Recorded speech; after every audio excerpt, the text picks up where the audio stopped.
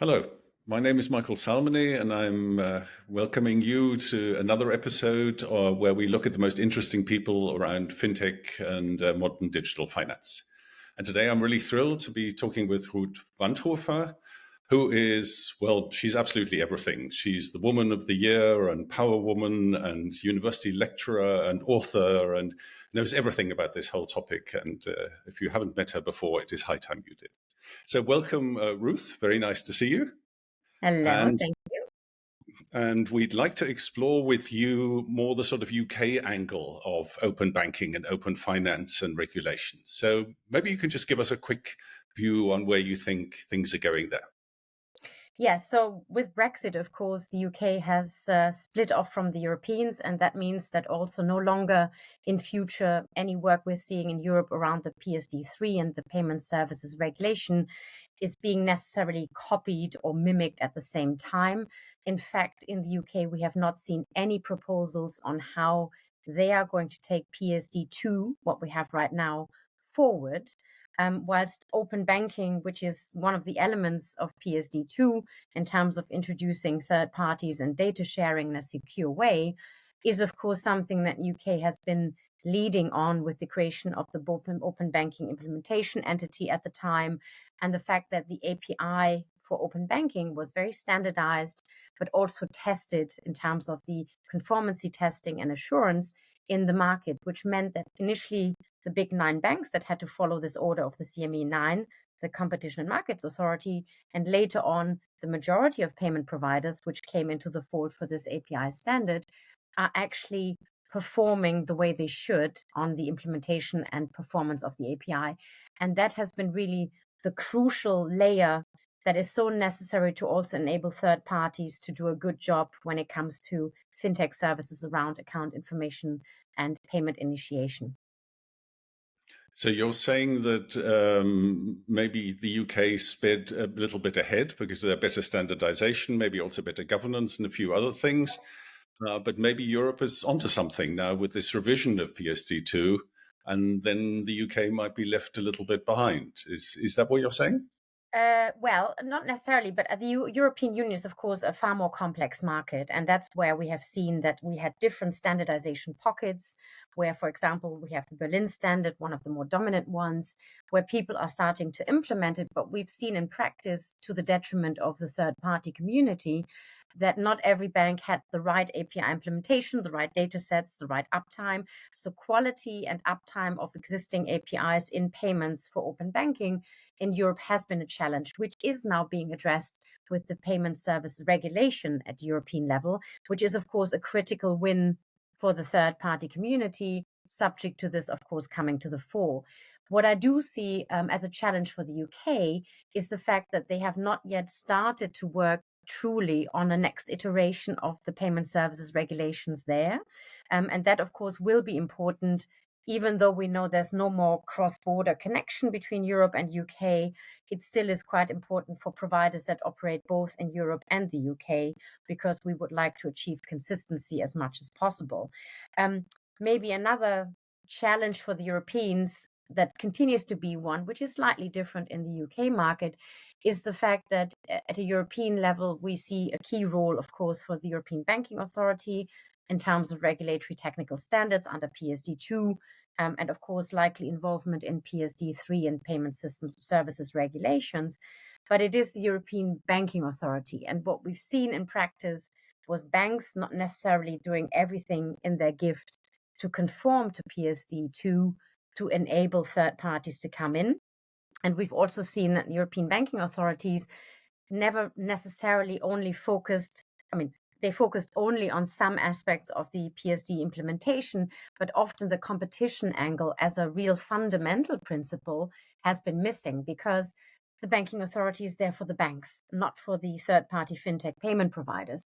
And so we do see this unfortunate, I guess, gap in minds being carried forward in the PSD3 and PSR proposals, because national competent authorities are looking at the banking sector. And they don't necessarily always act with the national authorities for banking, don't necessarily act on behalf of third parties.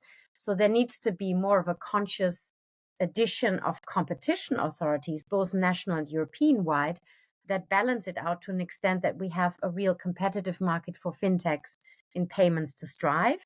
And this is something that the UK has actually been very successful at achieving, because this was about all banks and payment service providers in this ecosystem applying the right standard and interacting in the right way.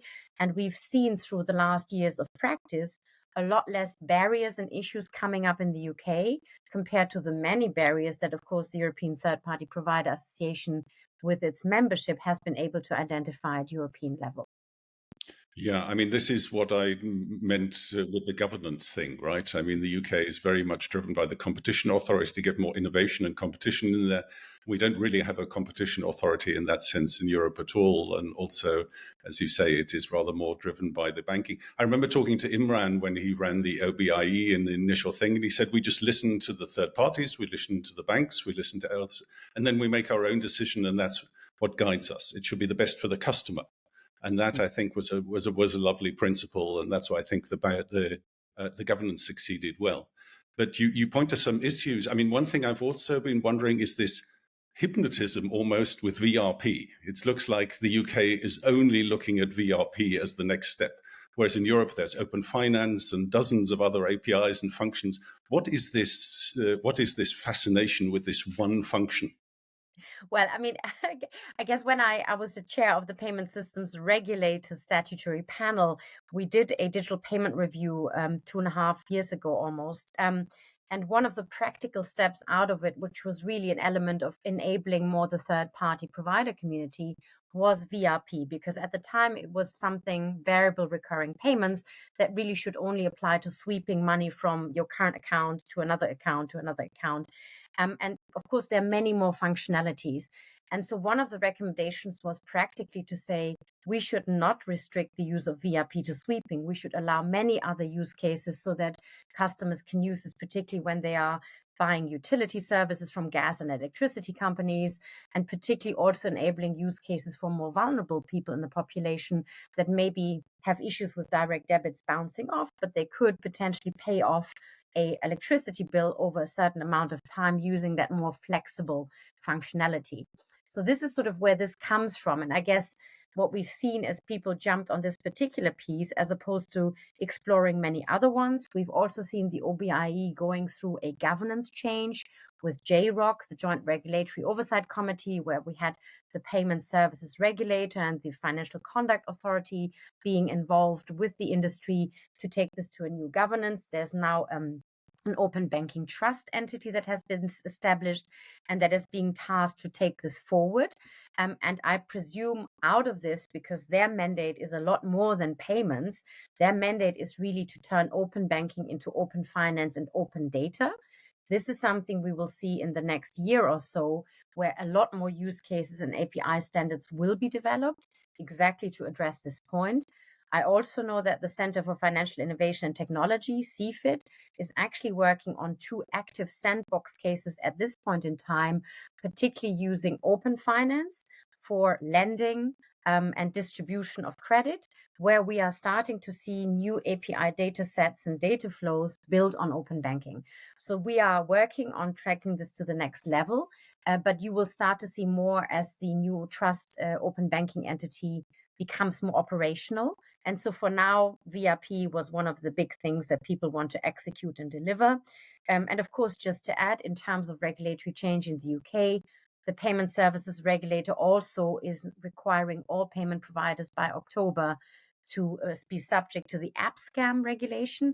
And this is all, again, about consumer protection, where if I get defrauded through an app scam, somebody socially engineers me or sends me new details to pay to.